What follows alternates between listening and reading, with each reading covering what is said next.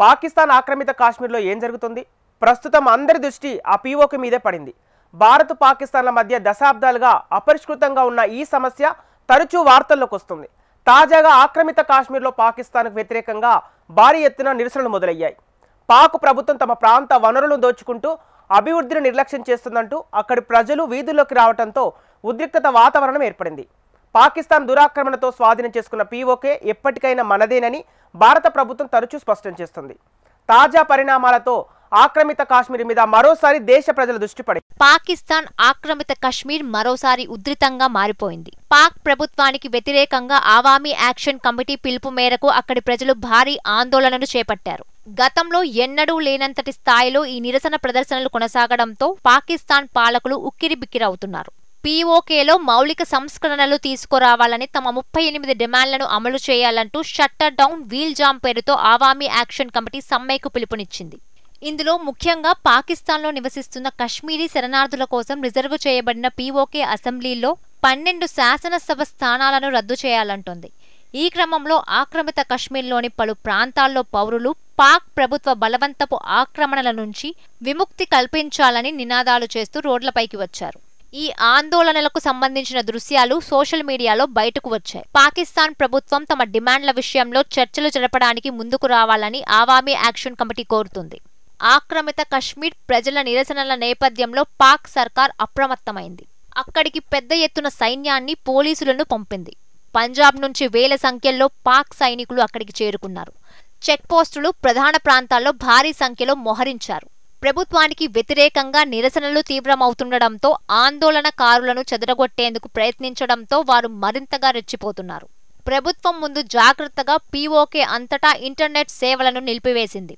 దీంతో ముజాఫరాబాద్తో పాటు పలు చోట్ల ఉద్రిక్త వాతావరణం కొనసాగుతోంది. ప్రభుత్వం తమ డిమాండ్లను పట్టించుకోకపోతే నిరసనలను మరింత తీవ్రం చేస్తామని ఏఏసీ నేతలు స్పష్టం చేశారు. పాకిస్తాన్ ప్రభుత్వం దశాబ్దాలుగా తమను రాజకీయంగా, ఆర్థికంగా అణగదొక్కుతున్నట్లు నిరసనకారులు తెలిపారు.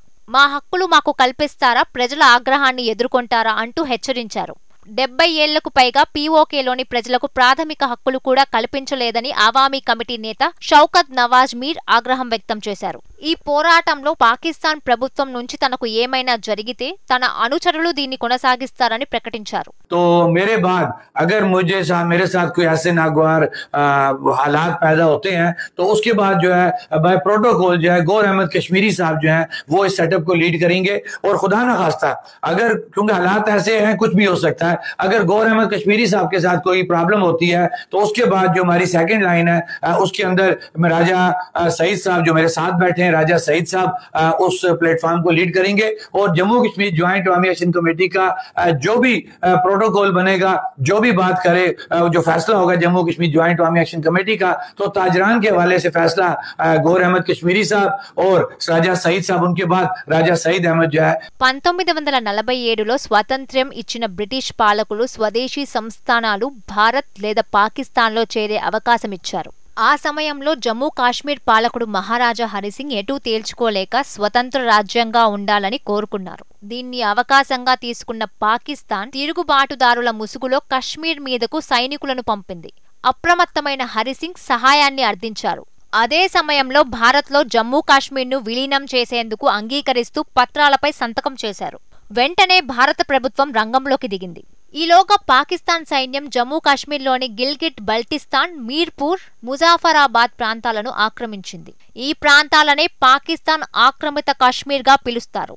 ఈ అంశాన్ని నాటి ప్రధాని ఐక్యరాజ్య సమితి దృష్టికి తీసుకెళ్లడంతో దశాబ్దాలుగా ఆక్రమిత కశ్మీర్ వివాదాస్పద ప్రాంతంగా నలిగిపోతుంది. పహల్గాంలోని ఉగ్రదాడి తర్వాత భారత సైన్యం ఆపరేషన్ సింధూర్ చేపట్టి పాకిస్తాన్తో పాటు పీఓకేలోని ఉగ్ర స్థావరాలపై మెరుపుదాడులు చేసి ధ్వంసం చేసింది. ఆ తరువాత భారత్, పాకిస్తాన్ మధ్య కాల్పుల విరమణ ఒప్పందం కుదిరిన విషయం తెలిసిందే.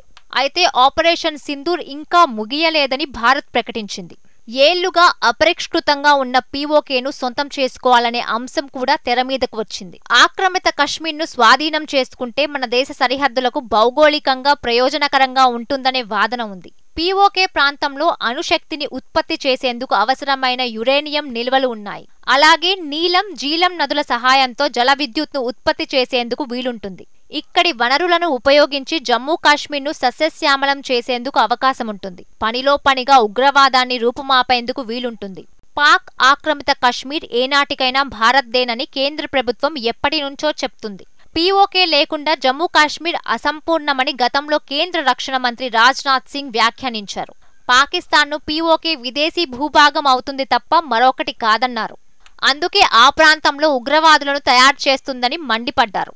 2019లో ఆర్టికల్ 370ని రద్దు చేసిన తరువాత ఒకప్పుడు సమస్యాత్మకమైన కాశ్మీర్లో ఇప్పుడు శాంతి నెలకొందన్నారు. పీఓకే భారత్లో అంతర్భాగమేనని కేంద్ర హోంమంత్రి అమిత్ షా గతంలో పార్లమెంట్ సాక్షిగా ప్రకటించారు. జమ్మూ కాశ్మీర్ అసెంబ్లీలో పీఓకేకు ప్రత్యేక స్థానాలు కూడా కేటాయించారు. పీఓకేకు 24 అసెంబ్లీ స్థానాలు రిజర్వ్ చేశామని స్పష్టం చేశారు. పాకిస్తాన్ ఆక్రమిత కశ్మీర్ మొత్తం విస్తీర్ణం 5134 చదరపు మైళ్లు. మొత్తం 40 లక్షల జనాభా అక్కడ నివసిస్తున్నారు. పాకిస్తాన్ ప్రభుత్వం అక్కడ నామమాత్రం అసెంబ్లీని ఏర్పాటు చేసి పరిపాలన వ్యవహారాలను తమ గుప్పెట పెట్టుకుని పాలిస్తోంది. పాక్ పాలకులు పీఓకేలోని వనరులను కొల్లగొడుతున్నా ఆక్రమి ప్రజల సంక్షేమం, అభివృద్ధిని నిర్లక్ష్యం చేస్తోంది. ప్రజలు మౌలిక సదుపాయాలకు కూడా నోచుకోలేని దుస్థితి ఏర్పడింది. దీంతో పాకిస్తాన్ పాలకుల మీద పీఓకే ప్రజల్లో తీవ్ర అసంతృప్తి నెలకొంది. తరచూ పాకిస్తాన్ ప్రభుత్వానికి వ్యతిరేకంగా ఆందోళనలు కొనసాగుతున్నాయి. కశ్మీర్ కోసం భారత్, పాకిస్తాన్ల మధ్య ఇప్పటి వరకు 4 యుద్ధాలు జరిగాయి.